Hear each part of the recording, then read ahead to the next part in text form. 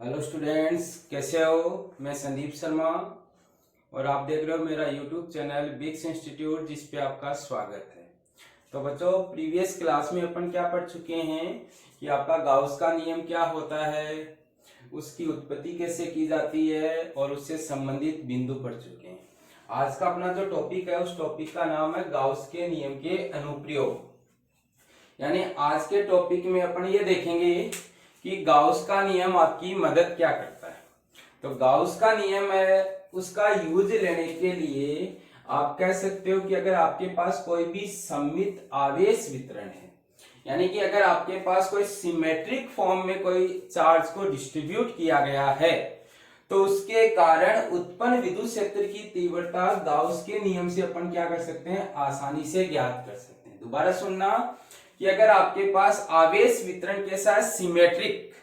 Symmetric का meaning आपके पास कि अगर उसमें कोई बिंदु लिया जाए तो उसके दोनों ओर समान आवेश आपको दिखाई दे तो अपन कहेंगे कि वो सिमेट्रिक है।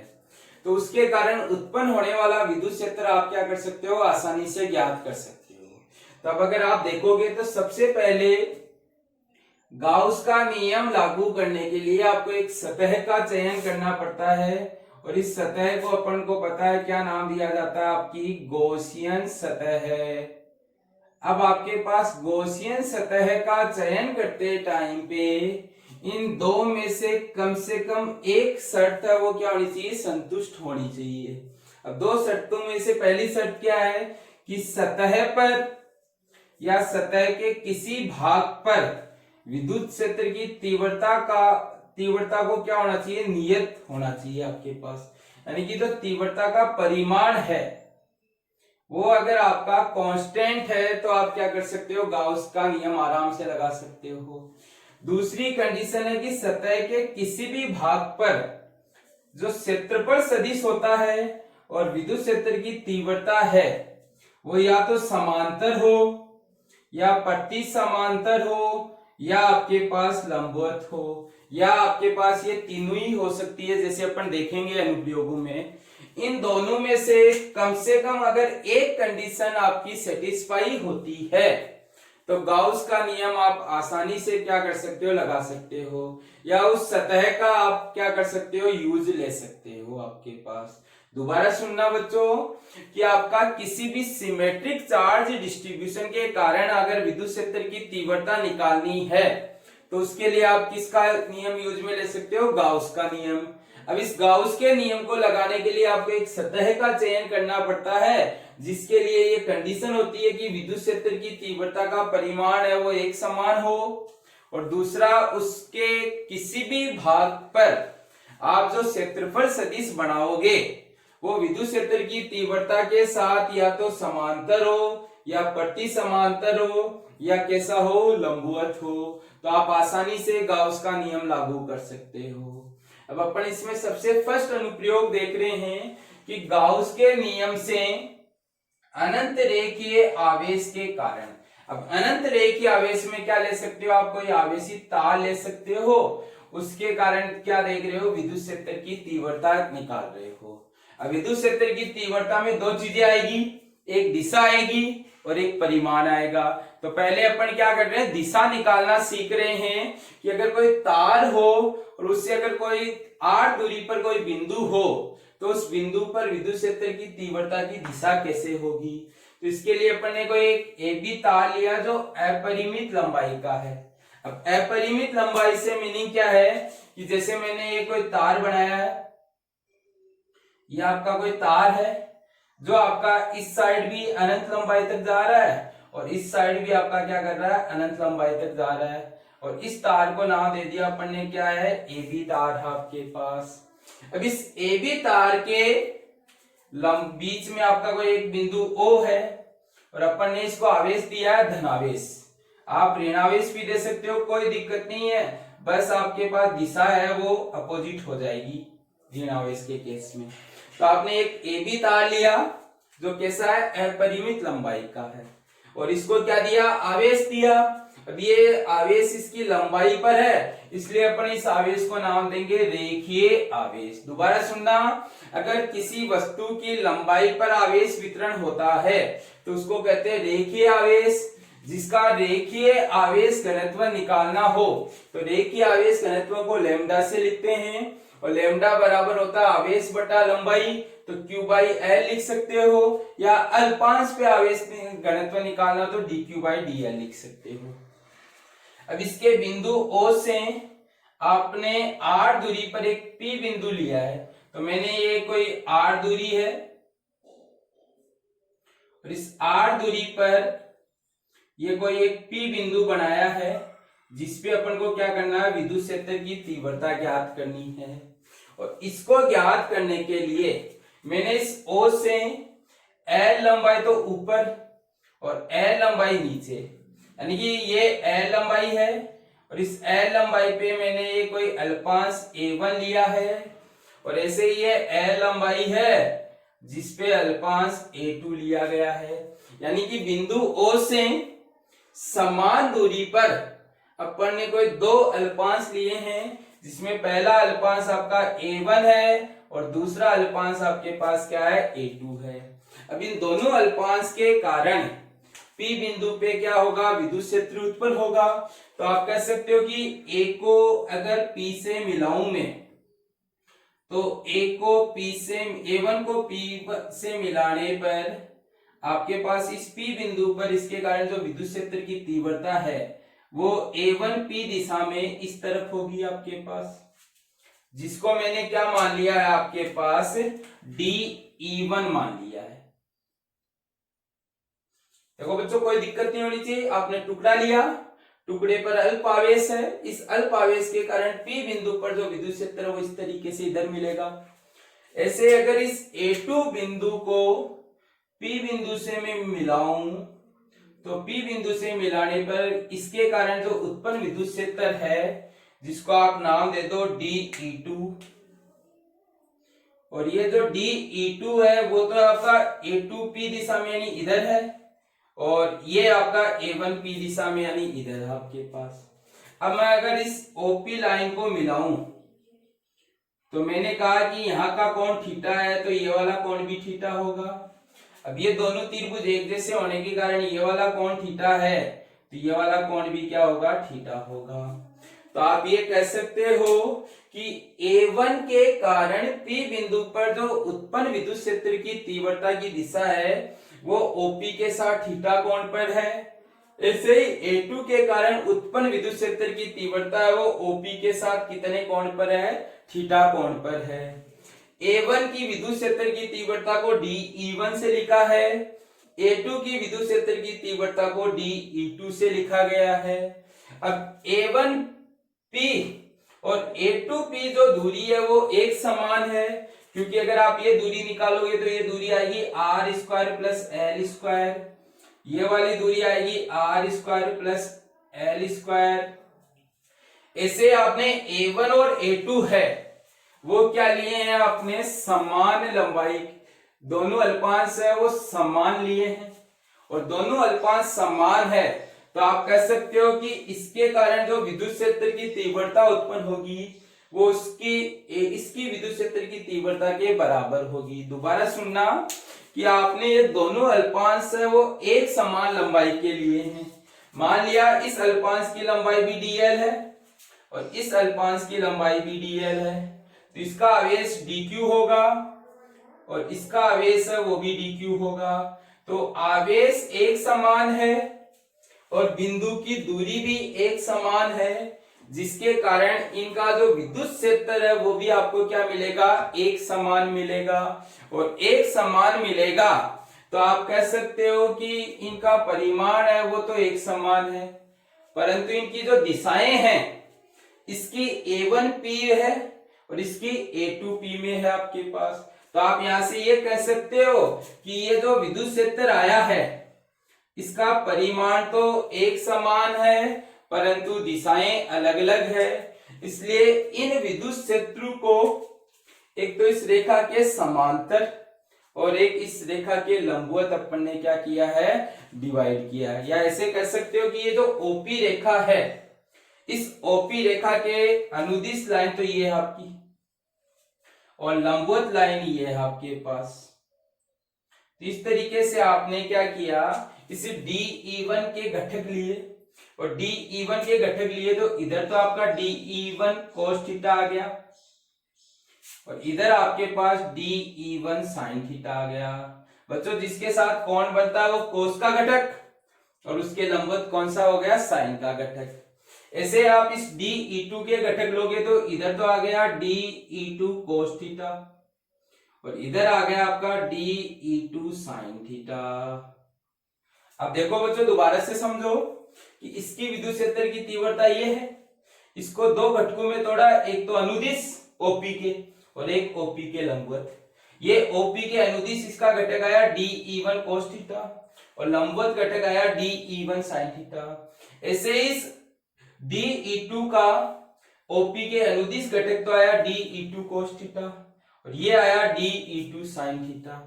अब यहां आप देख रहे हो कि ये वाला घटक इस घटक के विपरीत दिशा में है, इसलिए ये जो लंबवत घटक हैं कौन से, DE1 sin थीटा और DE2 sin थीटा, ये एक दूसरे को क्या कर देंगे, कैंसिल कर देंगे यानी निरस्त कर देंगे।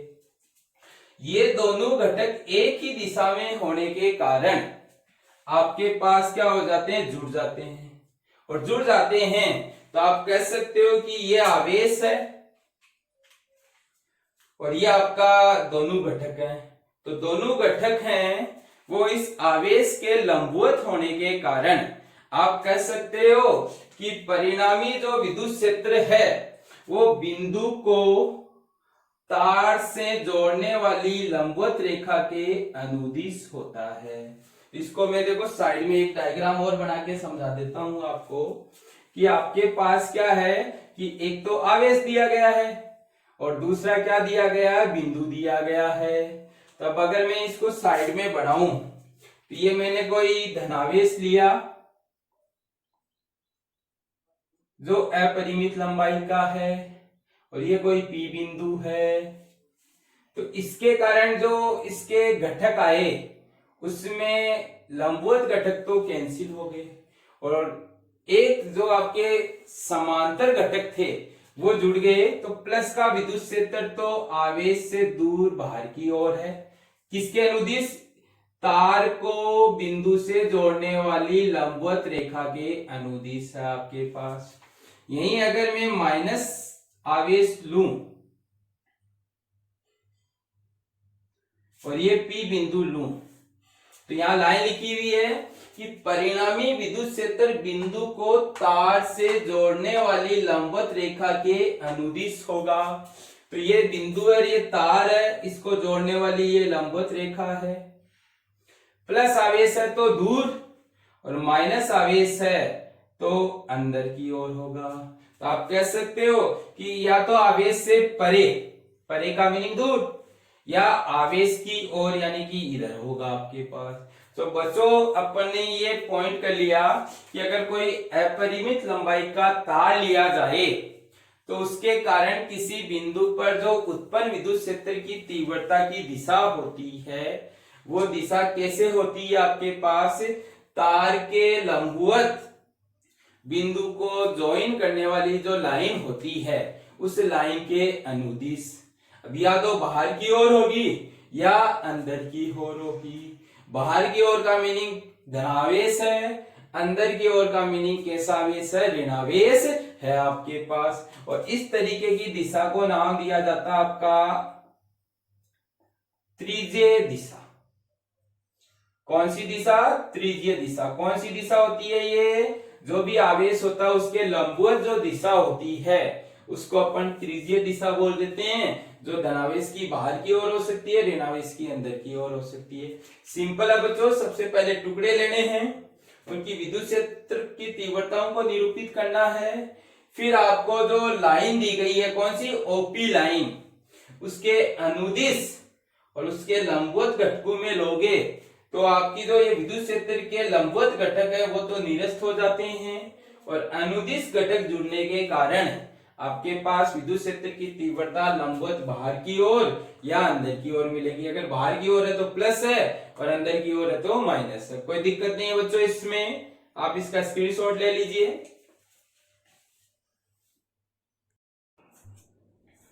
तो बच्चों अपन ने अब तक क्या कर चुके हैं कि किसी भी अनंत रेखीय आवेश के कारण विद्युत क्षेत्र की तीव्रता की जो दिशा है वो निकाल चुके हैं। जो अपन पढ़ चुके हैं कि आपका बिंदु को तार से मिलाने वाली रेखा के अनुदिश होती है। अब अपन क्या करेंगे, विद्युत क्षेत्र की तीव्रता का परिमाण निकालेंगे और परिमाण निकालने के लिए अपन ने क्या किया है कि एक जो रेखीय आवेश है उसको x मानकर एक बेलन की कल्पना की है। तो ये आपके पास रेखीय आवेश था और ये जो रेखीय आवेश था वो आपके पास कैसा था, अनंत लंबाई का। तो ये अपन ने एक अनंत लंबाई का रेखीय आवेश ले लिया। अब इसको x मानते हुए अपन ने एक बेलन की कल्पना की है और उस बेलन को अपन ने नाम दे दिया है कि ये जो आपका बेलन है ये क्या कहलाता है, आपका गॉसियन सतह। यानी आपने आवेश को क्या कर दिया, परिबद्ध कर दिया। अब रेखीय आवेश घनत्व को किससे लिखा जाता है, लैम्डा से लिखा जाता है। तो आपका जो लैम्डा है यहाँ ये क्या कहलाता है, रेखीय आवेश घनत्व है। और ये आपका किसके बराबर होता है, ये होता है आपका आवेश बटा लंबाई। तो इस सूत्र से आप लिख सकते हो lambda equal to Q by L, या यहां से Q इज इक्वल टू निकल कर आ गया लैम्डा एल। तो आप कह सकते हो कि ये जो गॉसियन सतह है इसमें आपका परिबद्ध जो आवेश है यानी सिग्मा क्यू है वो किसके इक्वल है, लैम्डा एल के इक्वल है। किसी भी बच्चे को इस लाइन में दिक्कत नहीं होनी चाहिए। कैसे निकाला, रेखीय आवेश घनत्व का सूत्र होता है आवेश बटा लंबाई, यानी कि लैम्डा बराबर क्यू बाई एल। यहां से Q is equal to lambda L आ गया आपके पास। अब अपन को इस P बिंदु पर विद्युत क्षेत्र निकालना है जो इससे कितनी दूरी पर है, r दूरी पर है। और इस P बिंदु पर विद्युत क्षेत्र का परिमाण निकालने के लिए ये आपके पास 3 स्टेप है जिसमें अपन उसको सॉल्व करेंगे। अब कैसे सॉल्व कर रहे हैं वो देखो। तो सबसे फर्स्ट स्टेप में गाउस के नियम की परिभाषा, और गाउस के नियम की परिभाषा जानते हैं, phi equal to sigma Q upon epsilon naught. और सिग्मा क्यू की वैल्यू आपके पास क्या है, लैम्डा एल। तो आपने लिख दिया phi equal to lambda L upon epsilon naught. और ये बन गया आपका समीकरण नंबर 1। किसी भी बच्चे को इस समीकरण में कोई दिक्कत नहीं होनी चाहिए। सूत्र लिखा, सूत्र में मान रखा सिग्मा क्यू का लैम्डा एल, कोई दिक्कत नहीं है फर्स्ट स्टेप में। अब बात करते हैं सेकंड स्टेप की। सेकंड स्टेप में अपन ने लिखा है बंद पृष्ठ के लिए विद्युत फ्लक्स के सूत्र से, और आपको पढ़ाया जा चुका है कि बंद पृष्ठ के लिए विद्युत फ्लक्स का जो सूत्र होता है वो फाई बराबर होता है इंटीग्रेशन ई डॉट डीएस। और यहां अपन वो बंद सतह पे जो समाकलन करते हैं वो S लिख दिया। और ये S आपका क्या, बेलनाकार पृष्ठ, और इस बेलनाकार पृष्ठ का क्या नाम है, गॉसियन सतह। और अगर आप इस गॉसियन सतह को देखोगे तो इसमें आपको 3 भाग दिखाई दे रहे हैं। देखो, एक ऊपर का भाग वर्त, इसको S1 नाम दे दिया। एक आपका ये बीच का भाग है जिसको S2 नाम दे दिया, और एक नीचे का भाग है जिसको अपन ने S3 नाम दे दिया। तो आप कह सकते हो कि अपन ने जो गॉसियन सतह बनाई है उसके 3 भाग मिलेंगे, या कह सकते हो कि गॉसियन सतह को 3 पार्ट में तोड़ सकते हैं, S1, S2, S3। यानी कि ये वाला जो समाकलन है वो यहाँ अलग आएगा, यहाँ अलग आएगा और यहाँ अलग आएगा। तो इसलिए अपन ने इसको 3 बार लिख दिया, S1, S2 और S3 के लिए। तो ये सूत्र लिख दिया S1 E डॉट ds, ऐसे समाकलन किस पे, S2 पे E डॉट ds, और समाकलन S3 किसका, E डॉट ds का आपके पास। तो इस लाइन में किसी बच्चे को कोई दिक्कत नहीं होनी चाहिए। क्या किया कि गॉसियन सतह में देखे तो अपन को 3 भाग मिल रहे हैं, तीनों भाग पे ये सूत्र अपन ने 3 बार लिख दिया। अब आपको ये पढ़ाया जा चुका है कि जब भी डॉट आता है तो अपन किसका यूज लेते हैं, कोस का। तो डॉट को हटाने के लिए अपन ने यहाँ क्या लगा दिया, कोस। तो यहाँ लिख दिया ईडीएस कोस थीटा, यहाँ पे भी ईडीएस कोस थीटा, यहाँ पे भी ईडीएस कोस थीटा। अब ई तो होता है विद्युत क्षेत्र और डीएस आपके पास होता है क्षेत्रफल सदिश। तो अगर आप देखोगे तो मैं अगर यहाँ कोई एक आकृति लूं, इस आकृति का अगर क्षेत्रफल सदिश बनाऊंगा तो आप कहोगे कि सर इसका ds वेक्टर तो ऊपर की ओर आएगा, इस पे जो विद्युत क्षेत्र है वो E आपका इस दिशा में होगा। ऐसे अगर मैं यहाँ कोई एक आकृति लूं तो इसका ds वेक्टर तो आपका इधर आएगा और E आपके पास इधर मिलेगा।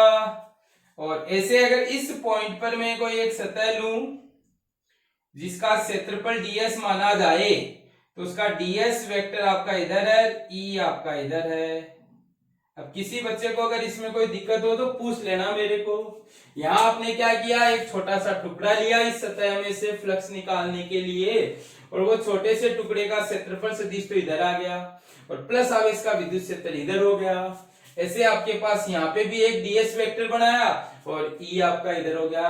क्षेत्रफल सदिश बनाना मैंने आपको सिखाया है कि क्षेत्रफल सदिश बनाते टाइम पे सबसे पहले अपन सतह लेते हैं और उस सतह के लंबवत एक सदिश खींचते हैं बाहर की ओर।